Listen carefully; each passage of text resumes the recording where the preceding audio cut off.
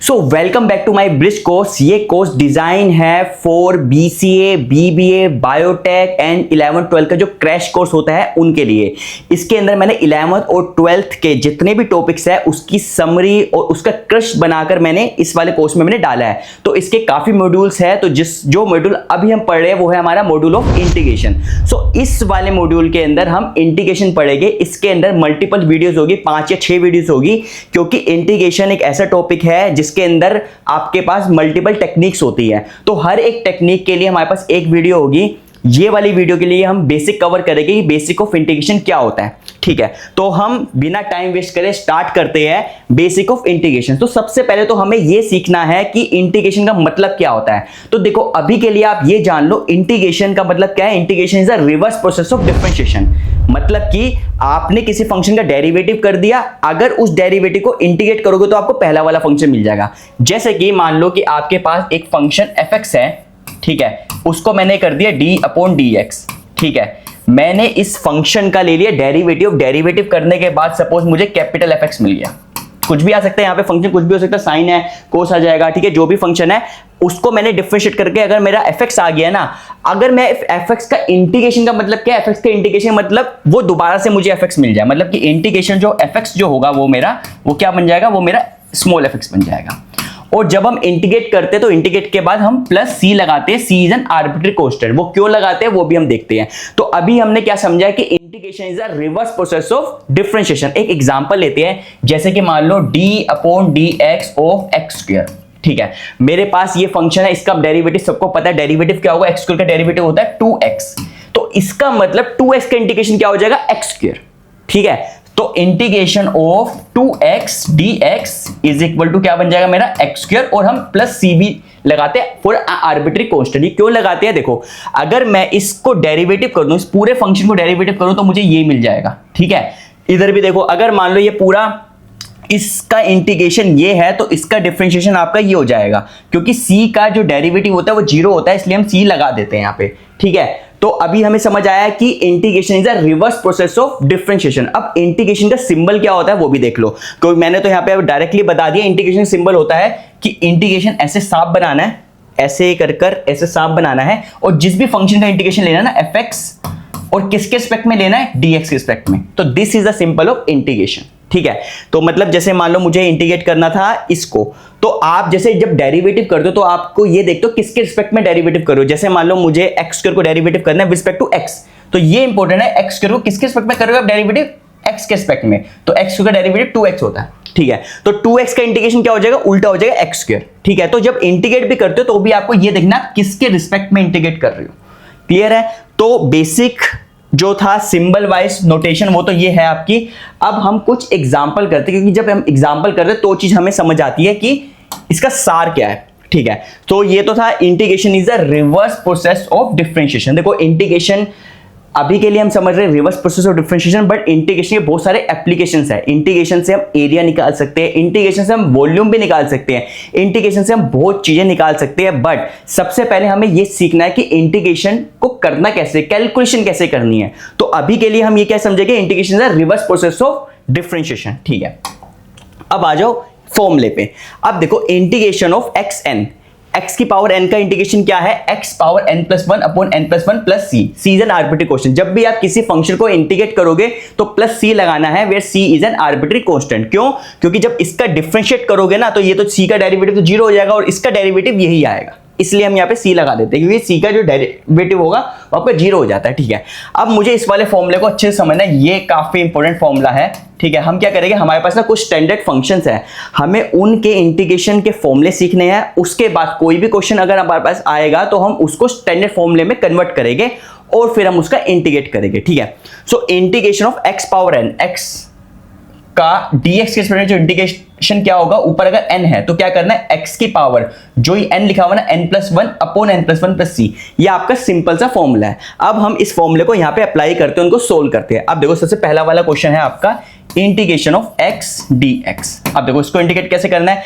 xn कितना है, यहाँ पे n आपका 1 है, कुछ नहीं लिखा हुआ तो 1 होगा, तो क्या होगा x की पावर n+1 अपॉन n+1 मतलब 1+1 अपॉन 1+1 प्लस c, तो कितना हो जाएगा ये x² बाय 2 प्लस c। सो ये हो गया आपका इसका इंटीग्रेशन। सेकंड में आ जाओ, integration of root x d x. अब देखो रूट एक्स, जिसको नहीं पता रूट का मतलब क्या होता है, रूट का मतलब होता है पावर 1/2। तो पहले तो उसको स्टैंडर्ड फॉर्म में लिख लो, integration of x power 1/2 dx। ठीक है, तो ये देखो ये भी आपका इसी फॉर्म में आ रहा है, x पावर n की फॉर्म में। यहां पर n क्या है, यहां पर n है 1/2, तो इसका इंटीग्रेशन क्या होगा, x power 1/2 plus 1 upon 1/2 plus 1 plus c। तो कितना हो जाएगा यहाँ पे, x की power 3/2 divide by 3/2 plus c।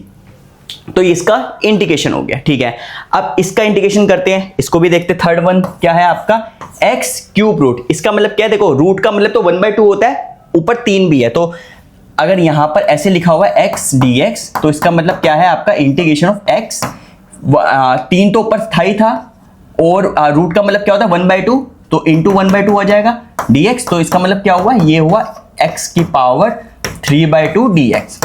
तो देखो ये भी आपके स्टैंडर्ड फॉर्म में आ गया। एक्स स्प्लिट में कर रही है तो क्या हुआ, x की पावर 3/2 प्लस 1 अपॉन 3/2 प्लस 1।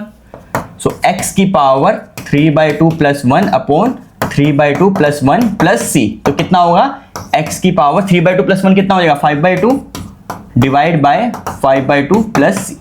तो ये हमने कर दिए इंटीग्रेशन, और हमने एक बहुत ही इंपॉर्टेंट फॉर्मूला जो है वो सीख लिया। बहुत यूज होगा ये वाला फॉर्मूला, x पावर n का बहुत यूज होता है। तो आपको ये फॉर्मूला रट जाना चाहिए। क्या करना है, n की एक पावर बढ़ा दो, और जो पावर है ना बड़ी हुई उस पावर को नीचे कर दो, प्लस c। तो आप किसी भी फंक्शन जो इस फॉर्म में होगा आप उसका इंटीग्रेशन निकाल सकते हैं। चलिए अब आगे बढ़ते हैं। अब आ जाओ सेकेंड फंक्शन का, e पावर ax का इंटीग्रेशन का क्या फॉर्मूला होता है, e पावर x का फॉर्मूला होता है, e पावर x का e पावर x रहेगा, और जो x का जो कोफिशिएंट है ना वो नीचे आ जाएगा, प्लस c। ये फॉर्मूला आपको याद रखना है। क्या करना है आपको, e पावर ax है तो इसका इंटीग्रेशन e पावर x तो रहेगा, और x का जो कोफिशिएंट है वो नीचे आ जाएगा और प्लस c आ जाएगा। ठीक है, क्योंकि जब आप इसको डिफरेंशिएट करोगे ना, इस वाले फंक्शन को जब डेरिवेटिव करूंगा तो मुझे ये मिल जाएगा, क्योंकि integration and differentiation are the reverse process. ठीक है, तो हमें अब इसका फॉर्मूला हमें समझ आ गया। अब हमें ये तीनों क्वेश्चन है, ये तीनों क्वेश्चन करने हैं। चलिए स्टार्ट करते हैं। So integration of e power 2x dx। ठीक है, ये e पावर ax की फॉर्म में है। a कितना है यहाँ पे, a यहाँ पे 2 है, तो इसका इंटीग्रेशन क्या होगा, e पावर x का इंटीग्रेशन e पावर ax ही रहता है, मतलब 2x ही रहेगा, डिवाइड बाय जो x का कोफिशिएंट है वो नीचे आ जाएगा, प्लस c। तो ये हो गया इसका इंटीग्रेशन। ठीक है, जब आप इसको डिफरेंशिएट करोगे तो आपको ये फंक्शन मिल जाएगा, क्योंकि integration and differentiation are the reverse process. बार बार बोलो ताकि आपके दिमाग में बैठ जाए। ठीक है, अब हम करते हैं इसका इंटीग्रेशन। दूसरा क्वेश्चन, दूसरा है आपका e पावर x dx। ठीक है, e पावर x, यहां पर a कितना है, a आपका 1 है, 1 इंटू x है। ठीक है, तो इसका इंटीग्रेशन क्या होगा, e power x upon 1 plus c, क्योंकि जो a जो होता है वो नीचे आता है, a तो यहाँ पे 1 है, इसको मैं 1 इंटू एक्स लिख सकता हूँ यहाँ पे। तो ये कितना हो गया आपका e power x plus c। ये आपका इंटीग्रेशन हो गया इस क्वेश्चन का। ठीक है, अब हम आते हैं थर्ड वन। थर्ड वन मैं इधर कर देता हूँ, integration of e power 3x by 2 dx। ठीक है, इसमें घबराना नहीं है। क्या है यहाँ पे, a कितना है, a आपका 3/2 है। ठीक है, a आपका यहाँ पे ये 3/2 a है, और e पावर ax है, तो इसका इंटीग्रेशन क्या होगा, वही फॉर्मूला है, e 3/2x divide by 3/2 plus c। तो ये हो गया इसका।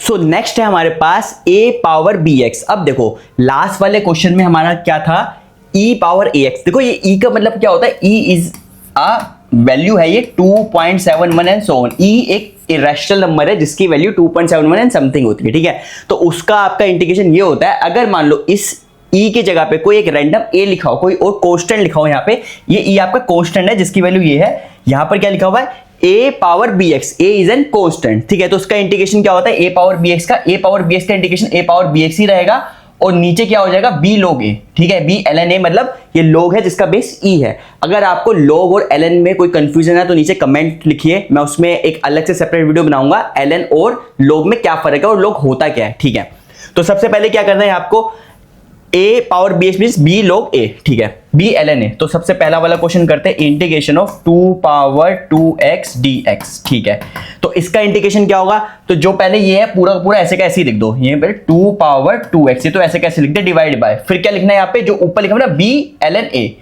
ln a, so 2 ln 2 plus c, ये इसका इंटीग्रेशन हो गया। ठीक है, सेकंड करते हैं, integration of 3 power x dx। यहां पर a कितना है, a आपका 3 है, b कितना है, b आपका 1 है। ठीक है, तो 3 पावर एक्स का इंटीग्रेशन क्या होगा, 3 पावर एक्स का 3 पावर एक्स होगा, और क्या करना है, a पावर bx का a पावर bx होता है, और जो ऊपर लिखा हो ना b, फिर b ln a लिख दो, सो 1 into ln into 3 plus c, ये हो गया इसका इंटीग्रेशन। ठीक है, थर्ड वन का करते हैं हम यहाँ पे, थर्ड वन का integration of 3x divide by 2 dx। ठीक है, यहां पे a कितना है, a आपका 5 है, b कितना है, b आपका 3/2 है, तो क्या होगा, a पावर x की फॉर्म में है, तो a पावर x का तो 5 पावर 3/2x, ये तो होना ही होना है, डिवाइड बाय 3/2 ln 5। क्या लिखा हुआ है, a पावर bx है, तो इसको तो पूरा ऐसे कैसे लिख दो, फिर जो ऊपर लिखा हुआ है ना x का जो कोफिशिएंट उसको लिख दो, फिर ln लिख दो, फिर ये लिख दो, तो वही किया मैंने, 5 पावर इसका तो पूरा का पूरा ऐसे कैसे लिख दिया, फिर 3/2 को ऐसे लिख दिया ln 5, तो ये हमारा इसका इंटीग्रेशन हो गया। यहाँ पे प्लस c लगा दो, कांस्टेंट ऑफ इंटीग्रेशन। ठीक है, तो अभी तक हमने 3 फॉर्मूले समझ लिए, x पावर n का, e पावर ax का एंड a पावर bx का। ठीक है, अब हम आगे बढ़ते हैं।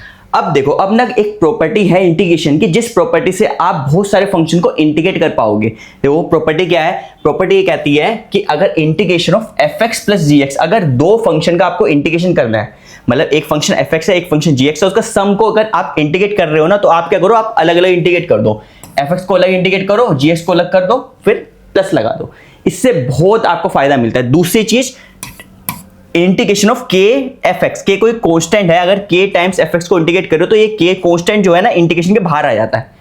ठीक है, जैसे कि मान लो कि मुझे इंटीग्रेशन ऑफ 2x² का इंटीग्रेशन करना है। ठीक है, मुझे तो x² का इंटीग्रेशन पता है ना, 2x² का तो इंटीग्रेशन नहीं पता, बट 2 आपका एक कांस्टेंट है, तो ये वाली प्रॉपर्टी से कांस्टेंट इंटीग्रेशन के बाहर आ जाता है, कांस्टेंट का इंटीग्रेशन लेना देना नहीं है, वो इंटीग्रेशन के बाहर आ जाता है, 2 आपका बाहर आ जाएगा, इंटीग्रेशन ऑफ x² dx। तो आपको इसी को इंटीग्रेट करना है, तो 2 तो बाहर आ गया, x² का इंटीग्रेशन आपको पता ही है क्या होगा, x 2+1 अपॉन 2+1 मतलब x³ 3 प्लस c। ठीक है, और ये वाली प्रॉपर्टी ये कहते हैं कि अगर मान लो आपको इंटीग्रेट करना है, सपोज x² प्लस x³ को इंटीग्रेट करना है dx को। ठीक है, तो आपको तो x पावर n का इंटीग्रेशन पता है ना, यहां पर फंक्शन देखो x² प्लस x³ है, तो आप अलग अलग इंटीग्रेट कर सकते हो, अलग अलग सेपरेट हम कर सकते हैं। तो इंटीग्रेशन ऑफ x² dx इसको ऐसे लिख सकता हूं, plus integration of x³ dx को ऐसे लिख सकता हूं। तो इसका इंटीग्रेशन मुझे पता है क्या होगा, x³ 3 प्लस इसका इंटीग्रेशन क्या होगा, x4/4 प्लस c। ठीक है, तो देख रहे हो कितनी पावरफुल प्रॉपर्टी है। अब इसका आगे यूज करते हैं हम। अब आ जाओ ट्रिग्नोमेट्रिक में, हमें पता है sin x का डेरिवेटिव क्या होता है। देखो ये हमने पढ़ा था, sin x का जो डेरिवेटिव होता है वो होता है आपका cos x, और डेरिवेटिव ऑफ cos x क्या होता है, माइनस sin x।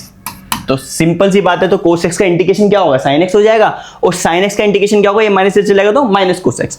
तो sin x का इंटीग्रेशन कितना है, minus cos x plus c, and cos x का इंटीग्रेशन कितना है, sin x प्लस c, क्योंकि जब आप इसको डिफरेंशिएट करोगे तो मुझे यही मिलेगा, इसको डिफरेंशिएट करोगे मुझे यही मिलेगा। ठीक है, तो इस पर हम क्वेश्चन करते हैं। ठीक है, सबसे पहले हम ये करते हैं, 2 sin x को इंटीग्रेट करते हैं, first integration of 2 sin x dx। तो सबसे पहले तो वो प्रॉपर्टी करके जितने भी कांस्टेंट है ना, जो मल्टीप्लाई में जितने भी कांस्टेंट है उन सबको ले लो बाहर, तो ये कितना होगा आपका 2 integration of sin x dx।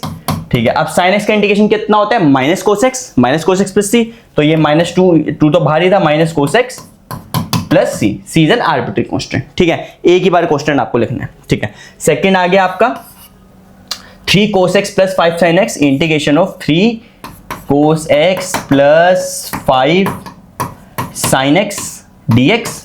तो क्या करना है, प्रॉपर्टी लगा देंगे यहाँ पे, पहले इनको अलग अलग कर सकता हूं मैं, प्लस में है और ये मल्टीप्लाई में, ये बाहर आ जाएगा, तो उसको मैं डायरेक्टली ऐसे लिख सकता हूं, 3 times integration of cos x dx plus 5 times integration of sin x dx, ऐसे लिख सकते हैं इसको, क्योंकि मैंने प्रॉपर्टी लगा दी, प्लस से अलग अलग कर दिया, और फिर ये 3 था, 3 को भी बाहर ले लिया, 5 को भी बाहर ले लिया। ठीक है, अब cos x का इंटीग्रेशन कितना होता है, cos x का इंटीग्रेशन होता है sin x, और sin x का इंटीग्रेशन होता है माइनस cos x। तो एक ही बार c लगाना है, अलग अलग दो c नहीं लगाने हैं जब प्लस में हो। तो 3 cos x का कितना हो जाएगा आपका sin x, sin का कितना होगा -5 cos x प्लस c। अब देखो इसको याद कैसे करना है मैं आपको बताता हूँ ना, बच्चे बहुत कंफ्यूज होते हैं कि इसका डेरिवेटिव भूल जाते हैं, प्लस माइनस लगाना भूल जाते हैं। तो देखो, चाहे साइन कोस का चाहे आप डेरिवेटिव करो या इंटीग्रेशन करो, आपका उल्टा होता है। अगर साइन है ना, आप डिफरेंशिएट कर रहे हो तो कोस में बन जाएगा, कोस है तो साइन में बन जाएगा। अभी प्लस माइनस को इग्नोर करो, वो मैं बता दूं कैसे याद करना है। सिमिलरली साइन का इंटीग्रेशन करना है तो कोस में बनेगा, कोस का इंटीग्रेशन करना है तो साइन में। तो इतना तो याद रहेगा, अगर कोस का इंटीग्रेशन में साइन आता है, साइन के इंटीग्रेशन में कोस आता है। डेरिवेटिव में भी साइन के डेरिवेटिव में कोस आएगा, कोस के डेरिवेटिव में साइन आएगा। अब प्लस माइनस को कैसे याद रखना है, तो देखो अगर क्वेश्चन में जब आप डिफरेंशिएट कर रहे हो ना, क्वेश्चन में अगर सी आ रहा है, मतलब ये क्वेश्चन है, ये आंसर है, ये क्वेश्चन है, ये आंसर है, अगर डिफरेंशिएशन में क्वेश्चन में सी आ रहा है तो माइनस आएगा, ठीक है। और इंटीग्रेशन में ये क्वेश्चन है, ये आंसर है, इंटीग्रेशन में जब आंसर में सी आ रहा है तो माइनस आएगा। तो मैं ऐसे याद रखता हूं, मतलब जैसे मुझे इंटीग्रेशन ऑफ कोस एक्स करना है तो कोस एक्स का मुझे पता है कोस का इंटीग्रेशन में साइन तो आना ही आना है। अब देखो अगर आंसर में सी होता है ना इंटीग्रेशन में तो माइनस आता है, आंसर में सी नहीं है, एस है, तो माइनस नहीं आएगा। अब जैसे इंटीग्रेशन ऑफ मुझे साइन एक्स करना है, जैसे integration of sine x dx, तो मुझे इतना तो पता है साइन है तो वो तो कोस होना ही होना है, चाहे इंटीग्रेट करो चाहे डिफरेंशिएट करो। तो यहाँ पे कोस एक्स प्लस सी तो होना ही होना है, और इंटीग्रेट कर रहा हूँ और आंसर में सी है तो यहाँ माइनस लगा दूंगा अपने आप से, ठीक है। ओके आगे बढ़ते हैं। अब आ जाओ कुछ ट्रिग्नोमेट्री के इंटीग्रेशन जो आपके यूजफुल होते हैं, जो याद करना बहुत इजी है। अगर आपको डिफरेंशिएशन के फॉर्मूले पता है, आपको sine cos tan cosec sec cot इनके डेरिवेटिव पता होना चाहिए। देखो टेन एक्स का डेरिवेटिव कितना होता है, सेक्स स्क्वायर एक्स, तो सेक्स स्क्वायर एक्स का इंटीग्रेशन क्या होगा, tan x plus C. Cot x का डेरिवेटिव कितना होता है, minus cosec square x. Cot x का डेरिवेटिव जो होता है, कोट एक्स का डेरिवेटिव कितना होता है आपका, माइनस कोसेक स्क्वायर एक्स। तो कोसेक स्क्वायर एक्स का डेरिवेटिव कितना हो जाएगा आपका, माइनस कोट एक्स प्लस सी, ठीक है। और आपका सेक एक्स का डेरिवेटिव कितना होता है, sec x into tan x. जो आपका सेक एक्स का डेरिवेटिव होता है, सेक एक्स का डेरिवेटिव कितना होता है, sec x into tan x. So sec x into tan x का जो इंटीग्रेशन कितना हो जाएगा, वो आपका सेक एक्स हो जाएगा, ठीक है। तो आपको कुछ नहीं, आपको टेन कोट और सेक के डेरिवेटिव पता होने चाहिए, इनके डेरिवेटिव है तो रिवर्स प्रोसेस तो होता ही है, तो वहां से आपका इंटीग्रेशन आ जाएगा, ठीक है। अब इस पे करते हैं क्वेश्चन।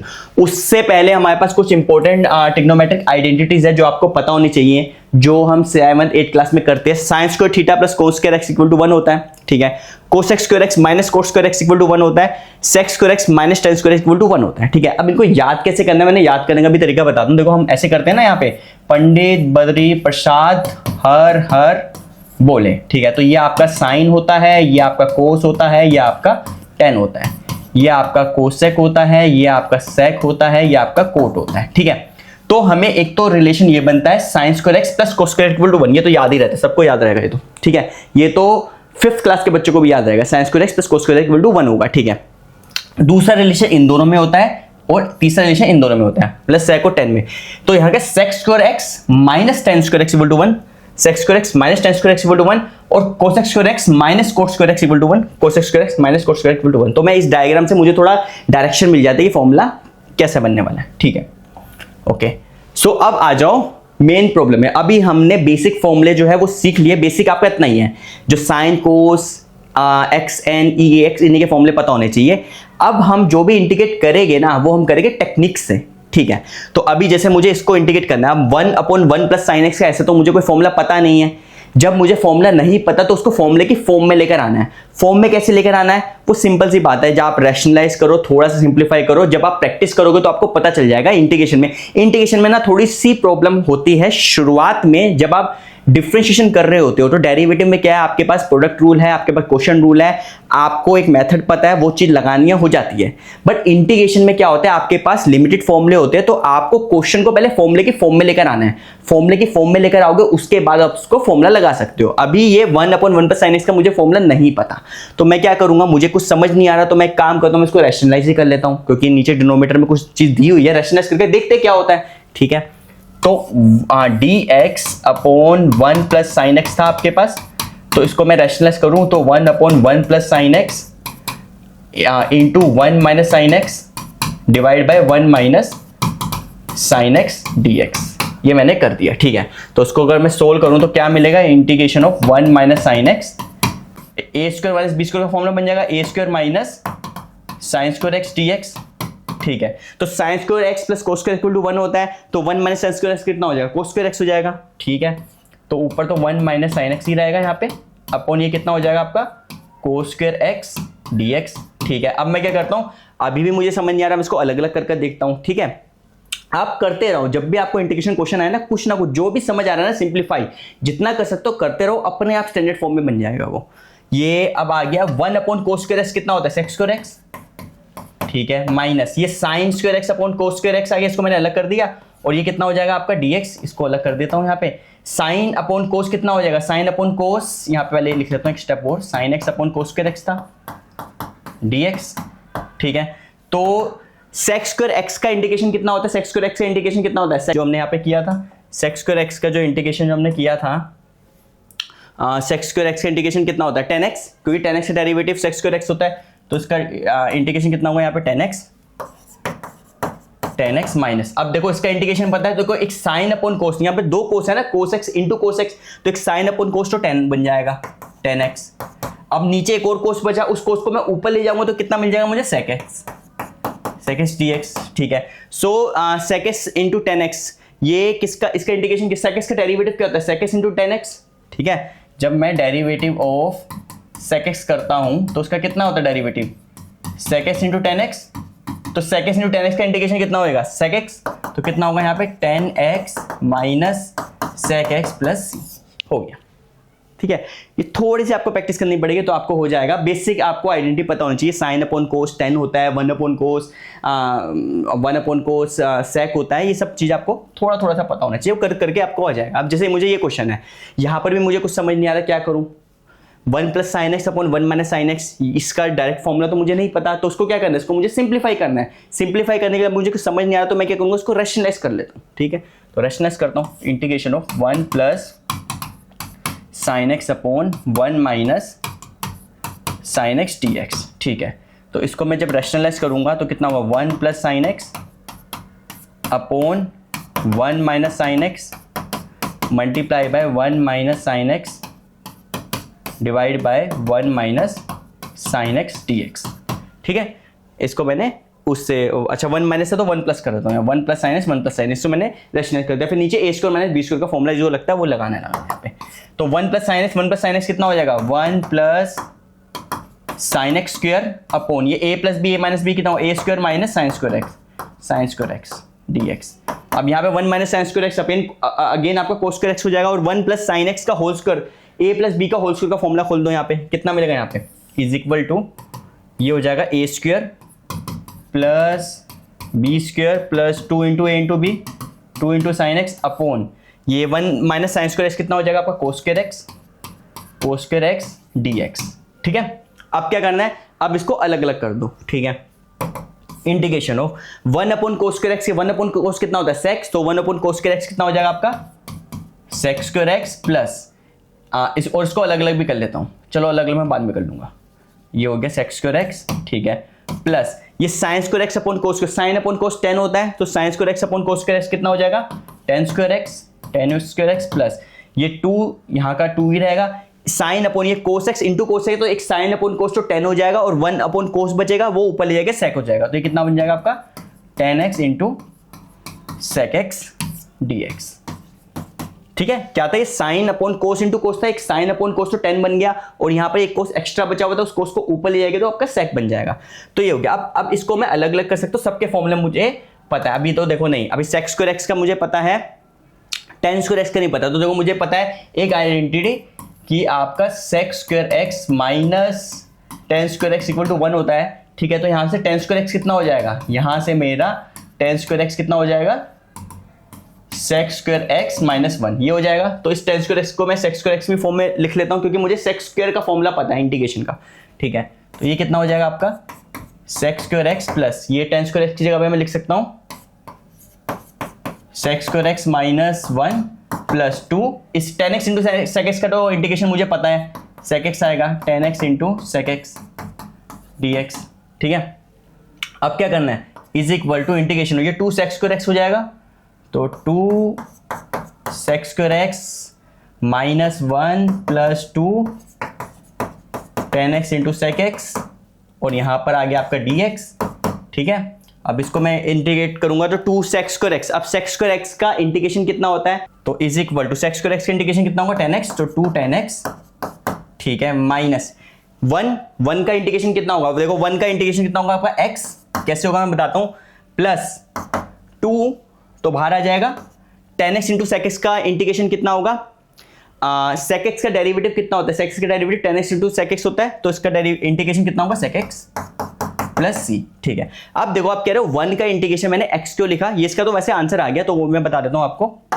देखो फॉर्मूला वहीं से आएगा, आपको integration of x power n dx है, इसका इंटीग्रेशन कितना होता है x power n plus 1 upon n plus 1 plus C, formula यही रहेगा। अगर मुझे integration of 1 into d x लेना है, सपोज इसका मुझे इंटीग्रेट करना है, तो उसका इंटीग्रेशन x1 को मैं कैसे लिख सकता हूँ, x पावर 0 dx लिख सकता हूँ मैं, क्योंकि किसी की पावर 0 होगी तो 1 बनता है। ठीक है, तो इसको मैं लिख सकता हूँ, अब ये वाला फॉर्मूला n कितना है 0, ये वाला फॉर्मूला लगा दो, तो कितना होगा x power 0 plus 1 upon 0 plus 1, तो कितना होगा x अपॉन 1 प्लस सी, तो कितना होगा x प्लस सी।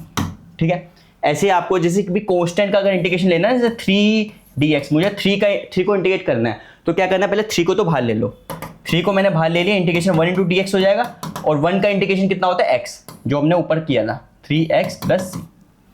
ठीक है, तो अगर कांस्टेंट का इंटीग्रेशन कितना होता है x, अगर आप x के रिस्पेक्ट में कर रहे हो, वो आता है यहीं से, इस वाले फॉर्मूले से, तो ये भी काफी इंपॉर्टेंट है। ठीक है, ओके, सो नेक्स्ट करते हैं 4 minus 5 cos x upon sine square x. ठीक है, तो सिंपल है, अभी मुझे कुछ समझ नहीं आ रहा तो मैं क्या करूँगा, सबसे पहले तो यहाँ पे रैशनलाइज 2 तो टर्म है नहीं, तो उसको मैं अलग अलग कर लेता हूँ इसको, तो अलग अलग करता हूँ, तो क्या मिलेगा मुझे 4 upon sine square x d x minus ये 5 को बाहर ले लिया, cos x upon sine square x d x. ठीक है, इज इक्वल टू, ये साइन स्क्वायर एक्स है, इसको मैं ऊपर ले जाऊंगा तो कोस एक्स स्क्वायर एक्स हो जाएगा, तो 4 बाहर आ गया, integration of cos x square x minus 5 integration, ये cos upon sine, sine into sine है, कोस अपॉन साइन कितना होता है कोट एक्स, तो ये तो आपका कोट एक्स बन गया, इंटू एक साइन यहां था उसको ऊपर ले जाएगा तो कोसेक एक्स बन जाएगा, कोसेक एक्स डी एक्स।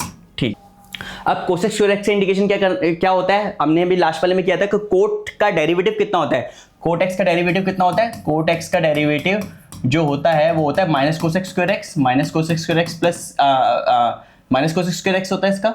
ठीक है, तो कोसेक स्क्वायर एक्स का इंटीग्रेशन कितना होगा, ये इधर होगा माइनस कोट एक्स बन जाएगा, तो ये कोसेक स्क्वायर एक्स का कितना होगा माइनस कोट एक्स माइनस 5। अब कोट एक्स इंटू कोसेक्स, आपको पता है कोसेक एक्स का डेरिवेटिव कितना होता है, कोसेक एक्स का डेरिवेटिव कितना होता है minus cosec x into cot x, तो cosec x into cot x का इंटीग्रेशन कितना होगा, ये माइनस ले जाएगा minus cosec x, so minus ये माइनस माइनस प्लस हो जाएगा कोसेक एक्स प्लस सी। ठीक है, अब ये आपके एक्सेस का क्वेश्चन है, इसको कैसे करना है, तो ये आपको इसका आंसर इसको सोल्व कर इसको कमेंट सेक्शन में मुझे दो। शुरू में देखो ये थोड़ा सा टफ लगता है कि आपको पता नहीं चलेगा कैसे करना है, बट आपको जब प्रैक्टिस करोगे तो आपको पता चल जाएगा कि भैया मुझे एक ही टाइप के सिंप्लीफिकेशन होते हैं, सिंपल जो भी है, नेक्स्ट स्टेप जो नेचुरल स्टेप है बस आपको वो करते रहो। आपको बस ट्रिग्नोमेट्री की आइडेंटिटी याद रखनी है और डेरिवेटिव के फॉर्मूले याद रखने हैं, वो भी sine cos sec cosec sec cot, बस और कुछ नहीं।